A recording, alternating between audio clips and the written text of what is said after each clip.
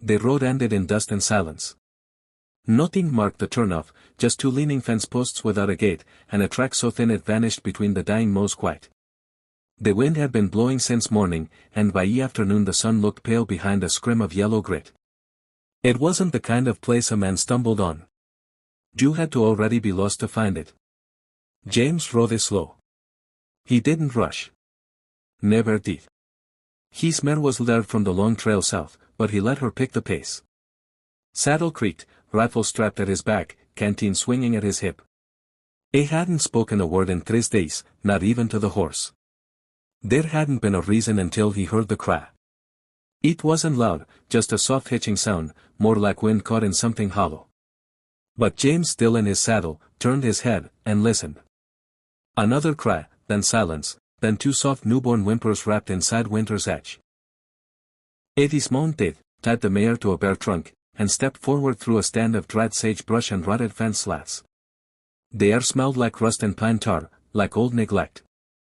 And then he saw her, a woman tied upright to a splintered post, arms behind her, dress ripped down the sleeve, dried blood on her temple. Her face was half shadowed beneath loose strands of dark hair, tangled like roots. She didn't look at him, didn't move. Her eyes were open, vacant as dusk. At her feet, wrapped tight in an old horse blanket. 2 infants, pink-cheeked, fussing weakly. Twins, no older than a day or 2. One of them sucked on the corner of the cloth. The other blinked slowly as if the world had already tired her. James didn't speak. He crouched. Her lips moved slightly. A cracked sound passed through them. Dry as gravel. Don't take them. He unhooked his hunting knife. Move it slow. Cut the rope binding her wrists. Her hands dropped like stones. She swayed once, then collapsed, and he caught her. She was light, feather light, no more than bones and silence. He looked down the hill. There was an old homestead, house half collapsed, smoke still faint in the chimney. No sign of people now, but they'd been there. The ropes were too fresh. James gathered the twins first. He placed them in his saddle blanket and slung it carefully around his chest. Then he lifted the woman, arms beneath her knees and back, and carried her like something breakable toward the mare. "You're coming with me," he said. Not loud, just steady, like a promise. She didn't answer. The ride back was slow. He walked the mare to keep the babies from jostling. The woman's head lolled against his chest once, and he adjusted the blanket tighter. Snowflakes had started to fall again, lassie, white ones that stuck to eyelashes and drifted into coat collars. By the time they reached the cabin, the sky had folded in on itself. It wasn't a large place, just one main room with a stove in the corner and a cot near the window. James kicked open the door with a boot and carried her inside. The warmth hid like a whisper, soft and real. The babies whimpered louder now. One of them flailed her little fists. Hungry, he moved with quiet efficiency. Laid the woman down on his cot, checked her for bleeding. He found more bruises than cuts. Her ankles were raw where the rope had dug in. One eye was beginning to swell. Her dress was torn near the bodice, but he looked away. He covered her with a quilt. Then he built the fire higher, set water to boil, and pulled out the last of the goat's milk from a tin. He mixed it with rainwater, and warmed it in 2 small jars. The twins drank greedily, tiny mouths working fast, eyes fluttering shut. Only when they slept did James sit back. He didn't sleep that night. He sat near the fire, watching her chest rise and fall. Her name was still unknown. Her story, though, but it didn't matter. Not yet. He remembered the look on her face when he'd found her. Not fear, not even shame, just surrender. Like someone who'd stopped expecting to be rescued. In the gray of morning, she stirred, groaned once, turned her head toward the cradle where the twins now lay, swaddled in his old shirt. Her eyes opened. She looked at him. He was crouched nearby, still in yesterday's clothes, hair wet from snow. She took in the room slowly like she was waking into a different life. "You didn't leave us," she whispered. He shook his head. She tried to rise and winced. Her voice cracked. "They said I wasn't worth feeding. Said girls bring no dowry, that I should have died giving birth." James didn't reply. He dipped the cloth in warm water and offered it to her. She pressed it to her cheek with trembling fingers. Then she looked at him fully. "You're not afraid of what people say. Taking in a woman like me with 2 daughters and no husband." James tilted his head. "You're safe. That's all that matters." She didn't cry, but something in her eyes softened. A shimmer of disbelief.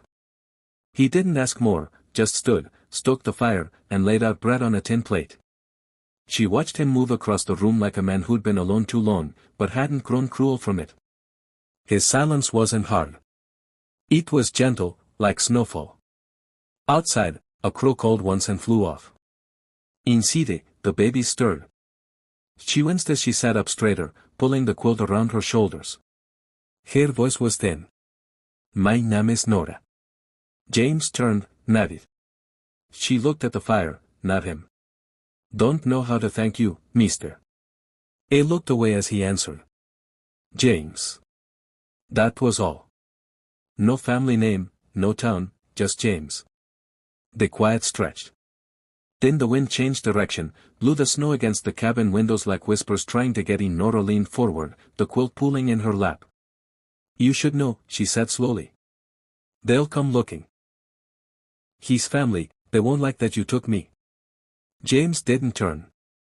"You don't much care what men like that think." The fire popped once. Sparks flew. She watched him, studied him like he was a riddle, and then so quietly it barely reached his ears, she said. "Then I think I'm safe here." James didn't move, but something in his shoulder. Later that night, as she fed the twins by firelight, he stepped outside. Snow fell in thin sheets, brushing his hair, wetting his collar. The sky stretched wide and empty above the pines, and for the first time in years, James felt it. Not joy, not hope, just something like purpose. He looked back at the light glowing through the cabin window. She was still there. The girls were still breathing. And maybe, just maybe, this road wasn't ending after all. It was just turning. The fire never went out. Not once in the 6 days since James brought her in. It rose before the sun and added wood in the blue hush of dawn. It stirred the embers at dusk. It fed it between chores without being asked. Nora noticed, though he never spoke of it, just as she noticed how he stepped outside whenever she undressed the babies, giving her space like it was sacred. The silence between them wasn't awkward. It was deliberate, as if they both knew too many words might scare the peace away. By the end of the first week, Nora could walk without swaying. The bruises on her neck faded from purple to yellow. Hair wreathed, once rope burned and raw, now bent without pain. She wore James' spare flannel rolled at the sleeves and a skirt she stitched from 2 patched-up pillowcases. It didn't fit right, but she didn't complain.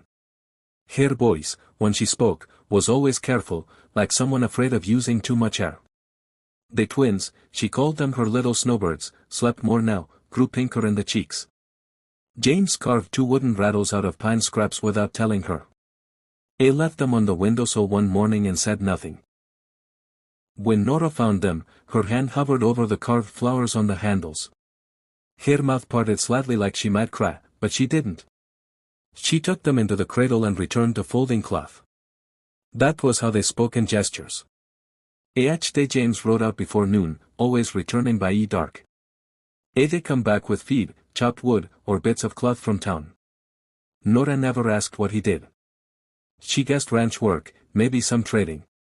But deep down, she wondered if he was keeping their presence quiet, protecting them. The town hadn't come calling yet. But silence had a way of building like storm clouds. One morning, she asked if he needed help with anything. He didn't answer right away. Used looked at her. That long steady look he gave things he wasn't sure how to handle. Then he handed her a bucket and nodded toward the well. She smiled for the first time in days. The weight of the bucket grounded her. Her body was still weak, but her steps grew firmer with purpose. Outside, the air smelled like thawing snow and pine. Ravens flew low between branches, their wings silent but heavy. Nora filled the bucket, spilling some on her skirt. She didn't mind. When she turned to head back, she saw Mrs. Evelyn Parrish standing near the road with a mule and a face full of questions. Vienes was the kind of widow who believed her presence alone was a gift. She had sharp eyes, widow let-down lips, and a bonnet she never removed, even in windstorms. Her mule wore a bright red blanket stitched with her initials. She always brought jam when she visited, though it tasted more like vinegar than berries. "Well," Evine said, eyeing the twins' clothes drying on the porch line. "You look far too alive for someone buried by her husband's kin."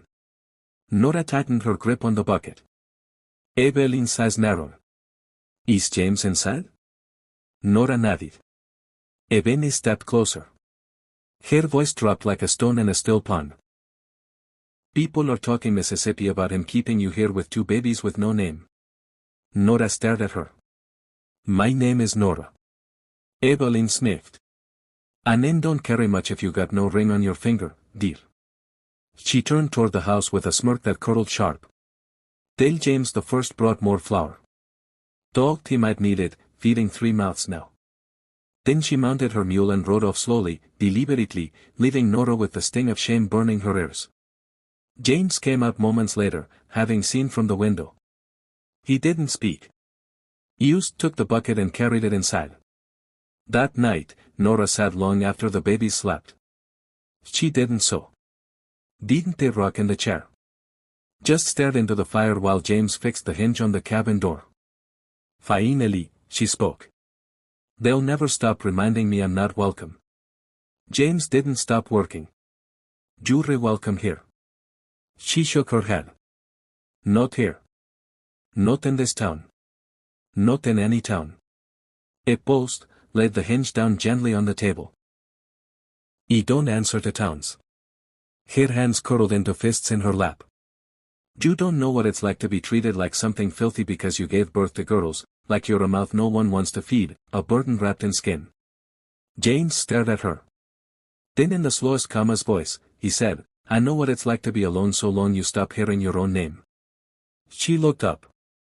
"I know what it's like to have people point at your silence and call it wrong," he continued.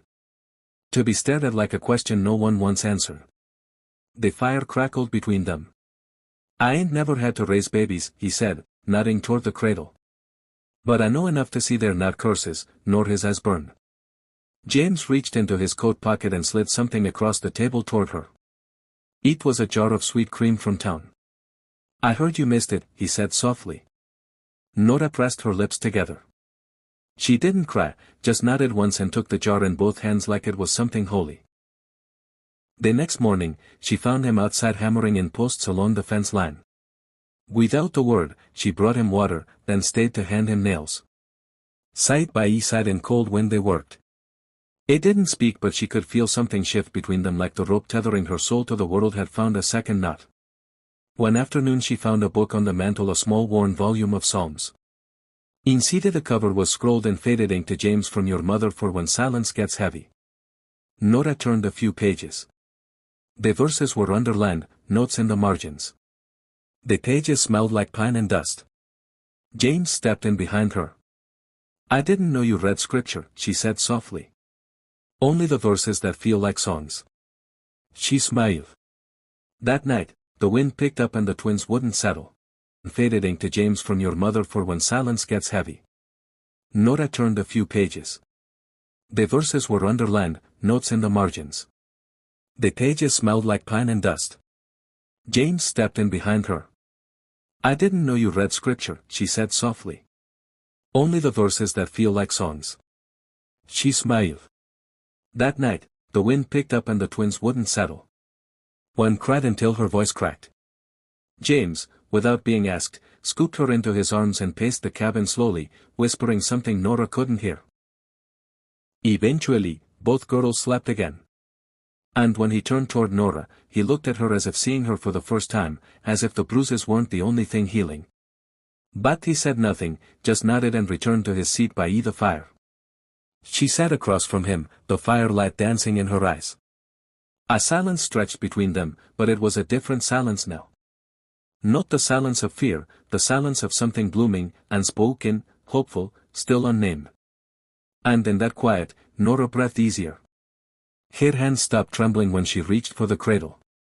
For the first time in years, she didn't feel like she was surviving in someone else's shadow. She was building something here, something not yet spoken, but real. James watched her from across the room, as calm, as if waiting, not rushing, for her to come back to herself in her own time. Outside, snow flurried against the window, but inside the fire kept burning, and the silence was warm. The season turned in whispers. Winter's grip loosened little by little, not with fanfare, but with subtle signs. The distant chirp of a bird returning. The drip of thawing ice off the roof's edge. The faint scent of pine needles awakening beneath the melt. The cabin, once shrouded in snow, now stood with patches of earth appearing like freckles on its shoulders. Life was coming back, but it was slow and hesitant, like someone walking home after a long exile. Inside, the girls grew stronger. They babbled now, small mouths forming sounds that weren't quite words, but full of purpose. Nora's days passed with rocking, feeding, folding, humming. Her hands had become steadier, her steps sure. She wore her hair differently now, tied back loosely with the faded ribbon James had brought from town.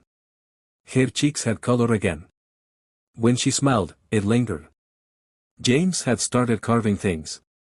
At first, it was little wooden animals for the girls, bears, rabbits, a horse with a crooked tail. But one morning, Nora noticed him sitting by the porch, chiseling something longer, slower. A cradle larger than the makeshift one in the cabin, shaped with care, smooth at every corner, lined with small notches like tally marks, counting perhaps each day she'd stayed. He didn't show it to her, just left it beside the fire one night without a word. She ran her hand over it gently, marveling at the feel of effort beneath her fingertips. He never asked if she liked it, and she never said thank you. So many things were too deep for words. Then 3 riders came up the trail. She saw them first standing at the kitchen window with a cloth in her hands.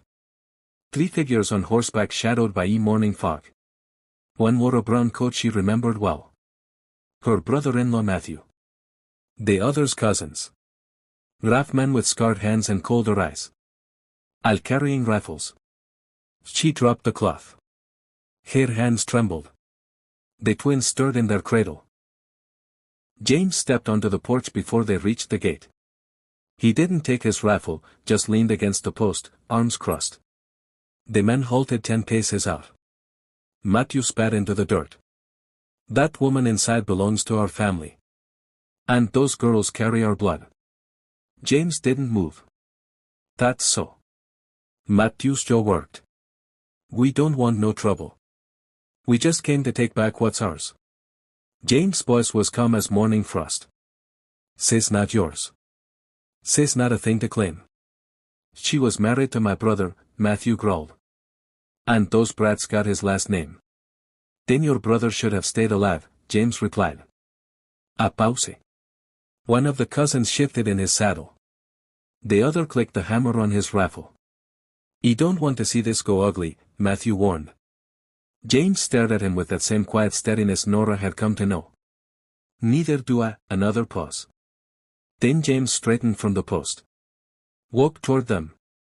No gun, no anger. Used steps heavy with intention. You ride down this hill now, he said softly. Or I bury 3 more men before supper. The wind blew thin and dry. Matthew hesitated, looked toward the cabin window, saw Nora staring back, his lips curled. She ain't worth it, Rancha. Women like her, they ruin good men. James didn't blink. She's still more woman than you'll ever be, man. That did it. Matthew yanked his rest. Turn it. The cousins followed. 3 silhouettes swallowed slowly by mist and trees. James watched them leave, then returned to the porch, stood silent for a long moment. Only then did he come inside. Nora hadn't moved from the window. Her breath fogged the glass. Her arms were crossed over her chest as if bracing against something unseen. I didn't ask you to fight for me, she whispered. I didn't do it for you. She turned, startled. He looked at her. Steady, kind. He did it 'cause no one should ever have to beg to be left alone. She swallowed. Her voice broke. They come back. I know. And next time, they'll bring more. She nodded, then said nothing. That night, she couldn't sleep. She sat in the rocker long after the twins drifted off, her fingers twisting the hem of her dress over and over. The fire snapped. Outside, the wind had changed direction. James sat on the floor near the hearth, sharpening his blade. "I don't belong anywhere," she said quietly. "You belong here," she looked down. "I've never belonged anywhere," she whispered. "Not with my husband. Not in his family's house. He was something to marry, something to carry children. That's all." James stood and walked to the stove, cup.